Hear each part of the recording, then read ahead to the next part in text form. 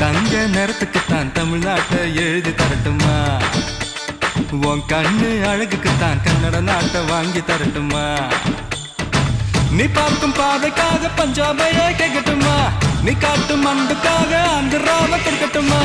உத்தரவை சொல்லிவிடு, உப்பி தேசம் உனக்குத்தான்.